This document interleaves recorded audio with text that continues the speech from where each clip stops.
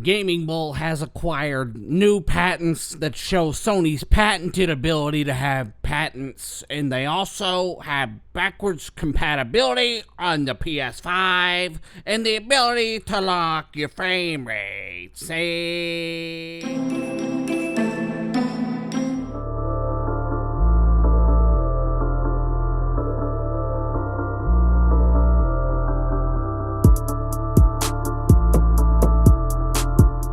What is going on, guys? Dealer here, back again with some megatons. So to start it off, Sony do essentially confirm PlayStation 5's existence, saying that a next generation console is absolutely a necessity for the future of gaming. Now, many people say this is a shot at Microsoft with their recent announcement of Project xCloud, a service that will allow you to stream all of your own games to pretty much any device with a 4G and up internet speed, meaning 10 megabytes a second or more. Keep in mind, Microsoft have already confirmed that they are working on a next generation console as well. The streaming option is simply that, an option. But Gaming Bolt also have something else for us. So good old Gaming Bolt decided to go and stumble upon what they are calling some PlayStation 5 patents. And this video isn't making fun of them despite the intro. This is not what the video is about. We could talk about all kinds of things when it comes to Gaming Bolt, including their graphics comparisons that are ripped right from Digital Foundry with no credit due, or the fact that they don't understand most of what they're telling their audience most of the time.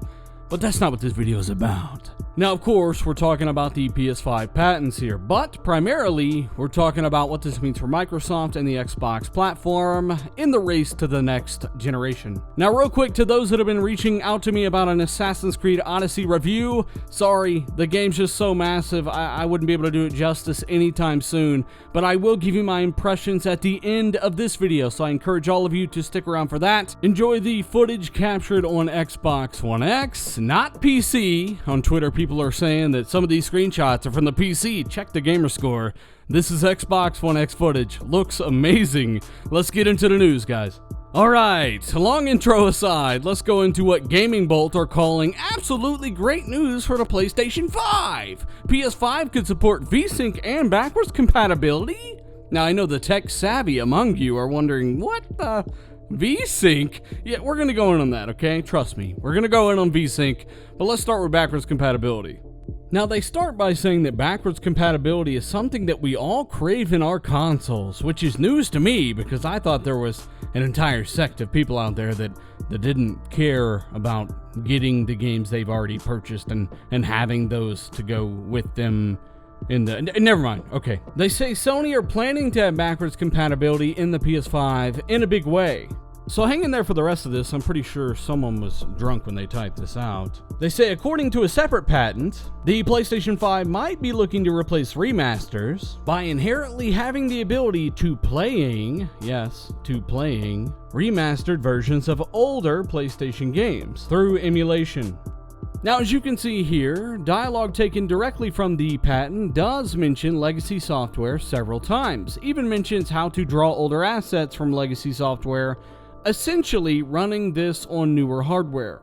Now, this is common sense. It's only natural for Sony to see the approach that Microsoft has taken with backwards compatibility, including automatic performance benefits and texture filtering, and implement that into their next console. Now, those two things aren't confirmed, but I'm very confident making that claim. You will see some kind of automatic benefits to older titles that do receive this emulation.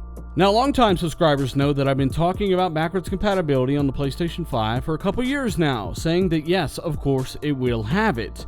And that is largely due to the fact that PS4 uses x86 architecture, pretty straightforward, and I see no reason that this should not happen, especially given the fact that Sony are going to want to give their fans a reason to continue building their libraries on the PlayStation 5. Imagine if they cut ties and said, nope, no backwards compatibility.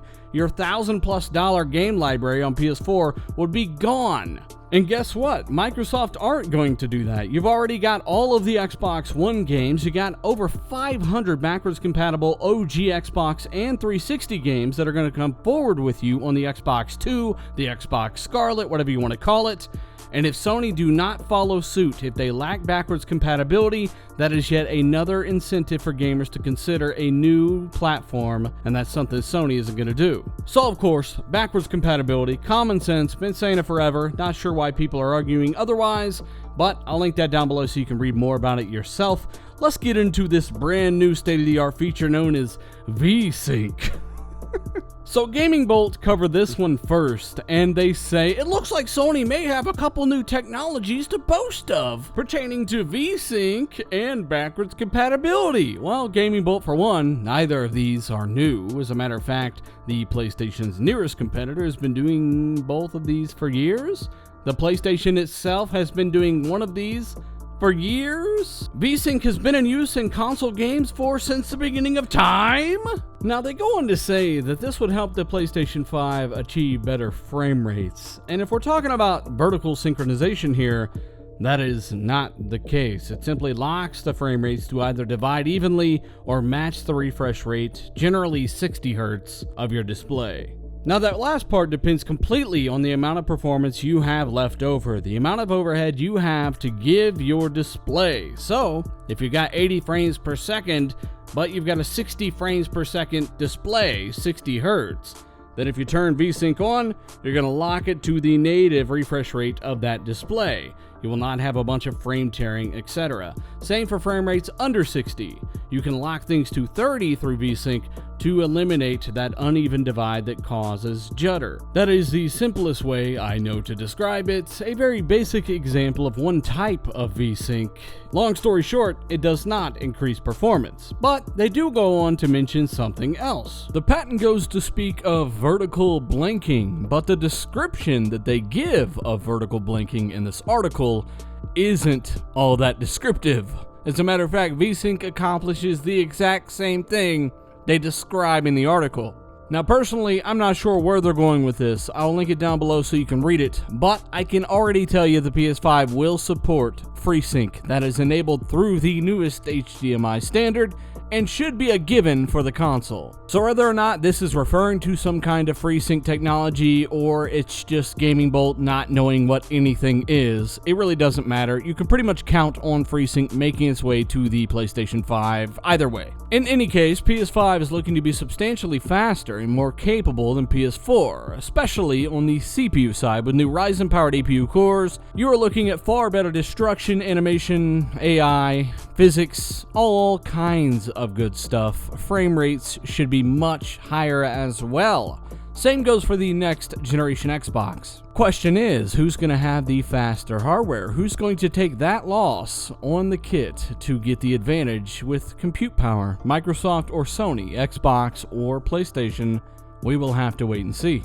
So, to recap, Sony essentially confirms PlayStation 5, says there is an absolute need for next generation hardware. I think many of you who do not think that is the case will agree when you see these games in a few years. Their patents also reveal plans for backwards compatibility, an absolute common sense thing. Everyone should know this. According to Gaming Bolt, Vsync is going to be reinvented and put into consoles again for the first time, / they don't know what they're talking about. And personally, I'm talking about their ability to implement FreeSync with almost no effort through AMD's built-in technology. It is a given. Keep in mind that the Xbox One X already natively supports FreeSync and will have supported it for years by the time PlayStation 5 comes out. Not so impressive then, but it is good to know PlayStation, it's good to know Sony are trying to implement good pro-consumer features like backwards compatibility and, of course, cool features like FreeSync. So, let me know what you guys think down below. Are you looking forward to the next PlayStation, or are you like me and you're looking forward to the next Xbox? Post down below, let me know. Of course, if you learned something here today or you liked the video, hit that like button, share this video with a buddy or two, that would be well appreciated. And of course, subscribe if you're new. I'm Dealer, and it's time for my Assassin's Creed Odyssey impressions. If you're interested in this game, you're not going to want to miss this. Alright, AC Odyssey. Absolutely fantastic. As a matter of fact, it's the only other RPG ever made that I would put on the same level as Witcher 3. Now, if you are a massive RPG fan, you love role-playing, you want to get immersed, maybe the game even takes 5 or 6 hours to get rolling for you to understand the systems, but by time it all comes around, you are absolutely blown away because you took that time to learn everything that's happening. Well, you probably really like Witcher 3. Witcher 3 turns off a lot of people in the first 5 or 6 hours, but then they learn the mechanics and try to roleplay, try not to rush things, take the time to go to the question marks, explore, get loot. They end up loving Witcher 3. And guess what? Assassin's Creed Odyssey came out of nowhere. It is now one of my favorite games I've played all generation, and I did not expect it. Keep in mind, I was a big Assassin's Creed Origins fan. This game absolutely outclasses that game in every single way. There are now different narrative branches you can choose, dialogue trees, full-on dialogue conversations that you have, Witcher 3 style, just like many RPGs before it. It is a true, full-fledged RPG.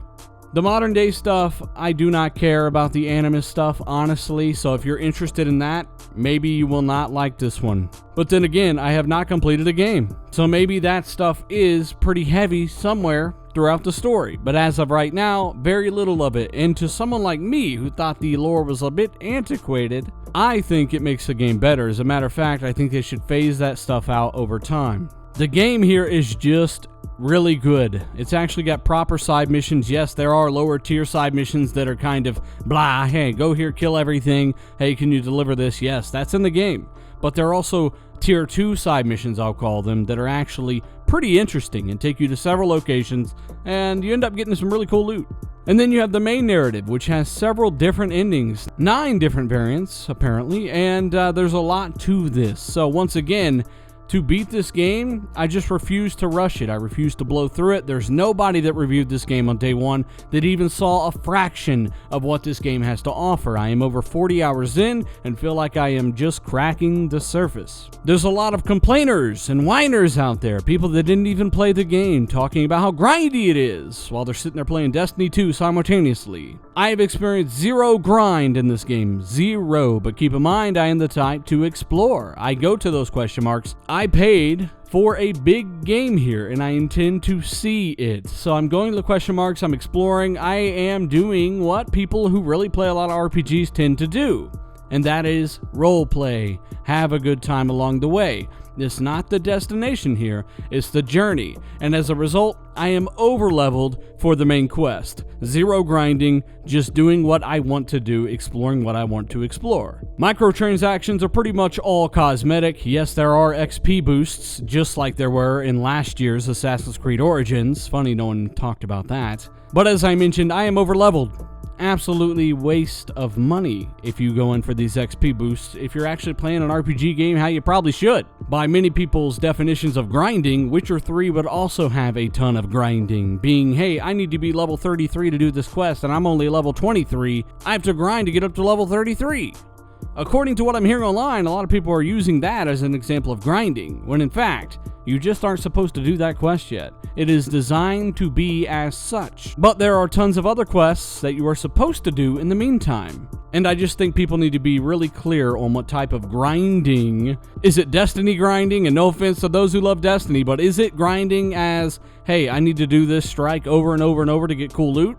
Or is it Witcher 3 style, hey, this quest is gated off because I am not badass enough to do this yet? There is a difference. So at the end of the day, I am very impressed. I think it's probably the best Ubisoft game ever made. Even explaining this, I still don't think people are going to understand what type of game this is. It's very different from Origins.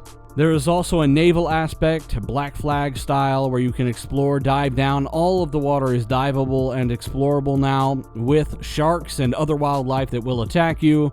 And all of that is 100% pretty much optional. They do not force you to sail. They do not force you into the naval stuff from what I've experienced. As a matter of fact, I'll jump on the boat when I'm tired of running around on the land, and I will explore at sea, take down ships, and find new things there. There is a ton to do, and if you are an RPG fan, do not miss out on this game. Yes, Red Dead is close, I understand, but there are still several weeks in between here and there, and I think you can get a ton of time into this game, or at the very least pick it up Black Friday It's got to be played. It is that good in my opinion. It's a blast. So, let me know what you think down below. Have you played the game? Do you plan on picking up the game? And of course, what do you think about the earlier topics in the video? Let me know down below. Thanks so much. Hit that like button if you're still here. And we're out.